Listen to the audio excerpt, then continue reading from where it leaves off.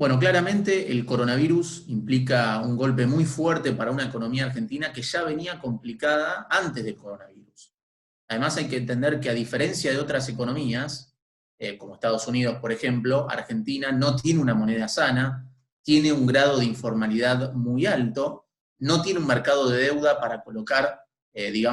bonos y poder financiar un paquete fiscal amplio, con lo cual claramente eso va a hacer que la recuperación, una vez que pase el temblor, pueda ser más complicada, y entonces va a ser muy difícil amortiguar este shock de oferta que implica el coronavirus, porque claramente es un shock de oferta, porque la gente deja de ir a trabajar porque o está en cuarentena o está infectada, entonces se cae la producción, se cae la facturación, y lo que hay que evitar, lo que tiene que hacer el gobierno, es tratar de evitar que ese shock de oferta mute hacia un shock de demanda. Lo que pasa es que Argentina, justamente por no tener una moneda sana, por no tener una macroeconomía, estable en los últimos años, y por tener un mercado de capitales cerrado, Argentina está negociando la deuda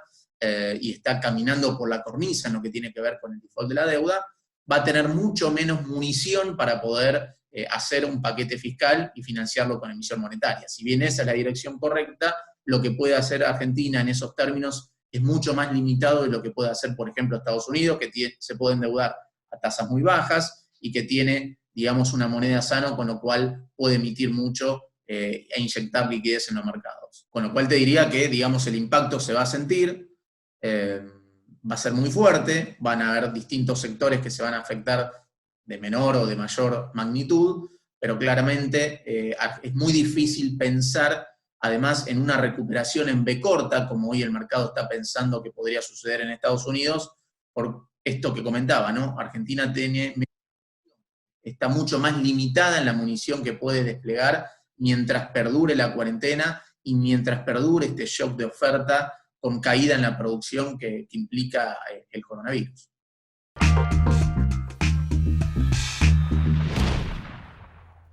Bueno, claramente el impacto en la economía global, hay un cálculo de la OCDE donde calcula que por mes de una economía en cuarentena el impacto global es de 2% del Producto Global, con lo cual es un impacto de oferta. Ahora, la diferencia es que a nivel global, por ejemplo, si nos concentramos en Estados Unidos, lo que está haciendo la zona euro, al ser economías que tienen mucha más munición para poder mantener los engranajes de la economía real en funcionamiento mientras perdura el shock de oferta, Estados Unidos acaba de pasar por el Congreso un paquete fiscal de 10 puntos de toda la economía. La Fed, la Reserva Federal de Estados Unidos, está inyectando mucha liquidez, inyectó casi 1,5 billones de dólares, lo que allá son trillones de dólares, que es el 35% del total de su hoja de balance, con lo cual, al tener mucho más margen en términos de que se pueden endeudar a tasas bajas y en términos de que tiene una moneda más sana, ahí sí, a diferencia de Argentina, podemos pensar en que después del temblor puede haber una recuperación en B corta, es decir, una recuperación rápida, porque el gobierno tiene margen de maniobra para inyectar liquidez, para hacer un paquete fiscal grande y mantener los engranajes de la economía real en funcionamiento, mantener el canal del crédito en funcionamiento mientras dura el shock de oferta, ¿no? Pero claramente estamos viendo que la recesión, por ejemplo, en Estados Unidos puede tener una profundidad de 10 puntos del producto, segundo trimestre, con lo cual es un golpe muy fuerte. La diferencia es que el mercado espera que la recuperación sea muy rápida, porque claramente Estados Unidos tiene mucha munición para poder mantener los engranajes de la economía en funcionamiento,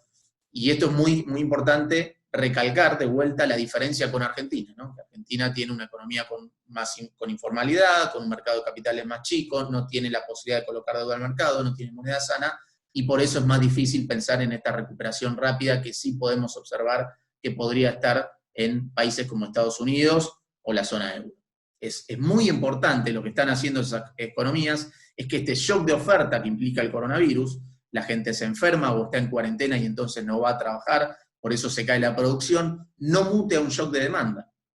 Esa baja en los ingresos por la caída en la producción no genere un efecto desde el lado de la demanda. Por eso es importante y es clave la inyección de liquidez de los bancos centrales y los paquetes fiscales para tratar de evitar que el shock de oferta mute en un shock de demanda, Y esas economías tienen más margen para hacerlo porque se endeudan a tasas bajas y porque tienen una moneda sana.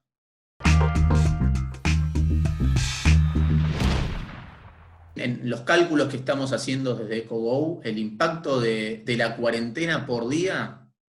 en términos del producto, tiene un impacto de una caída de 0,11% cada día de cuarentena. Y cada día de funcionamiento a media máquina por el aislamiento social tiene un impacto de 0,05 puntos del producto. Ahora, claramente eso genera una dispersión por sectores. Los sectores más afectados por esta cuarentena tiene que ver con lo que tiene que ver con actividades que implican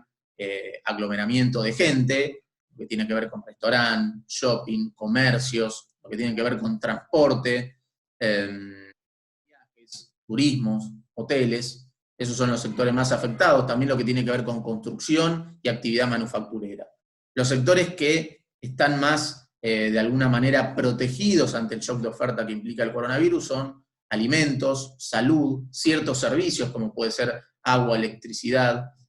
luz, lo que tiene que ver con enseñanzas. Esos son los sectores donde estamos viendo menos impacto de corto plazo. ¿Qué es lo que está haciendo el gobierno, lo que debería hacer el gobierno? Bueno, acá, tengas una visión ortodoxa o heterodoxa, no queda duda que hay que aumentar el déficit fiscal, y como no hay un mercado de deuda, hay que financiarlo con emisión monetaria. El problema es que Argentina no tiene toda la munición para hacer eso, porque eso puede pasar factura en términos de inflación y brecha cuando pase el temblor. Con lo cual, Argentina, a diferencia de Estados Unidos, tiene un mercado de trabajo más regulado, un mayor peso de los sindicatos, con lo cual se prioriza que no hayan despidos. Entonces el problema es cómo la pyme, que no tiene facturación porque no está produciendo, va a pagar los salarios. En ese contexto hay 3 vías de contención que tienen que ver con el programa de Repro, donde el gobierno se hace cargo de una parte del salario, hasta lo que tiene que ver con un salario mínimo vital y móvil, que hoy está en la zona de 16.000 pesos, lo que tiene que ver con crédito a tasas bajas para financiar capital de trabajo a tasas bajas de las empresas, y lo que tiene que ver con baja de impuestos o baja de cargas patronales para tratar de dar aire a las empresas que están con el shock de oferta. El otro sector vulnerable son los sectores que tienen que ver con sectores informales que no reciben un salario, monotributistas, trabajadores independientes que no pueden ir a trabajar durante la cuarentena, y ahí es importante lo que tiene que ver con el programa de asistencia familiar, que se le da de hasta 10.000 pesos mensuales para, digamos, ese grupo vulnerable. Claramente, el gobierno, digamos, la dirección es correcta, pero, digamos, debería acentuar estas medidas. Lo que pasa que Argentina juega con un problema de que no tiene financiamiento disponible y no tiene una moneda sana para darle a la maquinita de forma ilimitada. Yo creo que debería aceitarse el canal de financiamiento del Banco Central hacia las pymes. Ahí tenemos un mercado de capitales que es pequeño, con lo cual puede haber un tema de disrupción, no de irrupción, sino un problema de obstáculo, con lo cual probablemente tenga que haber más financiamiento monetario del Banco Central del Tesoro para que el Tesoro después lo redistribuya al sector privado, sea pymes o asistencia familiar. Pero claramente ese es el problema. La dirección es correcta, pero me parece que por ahora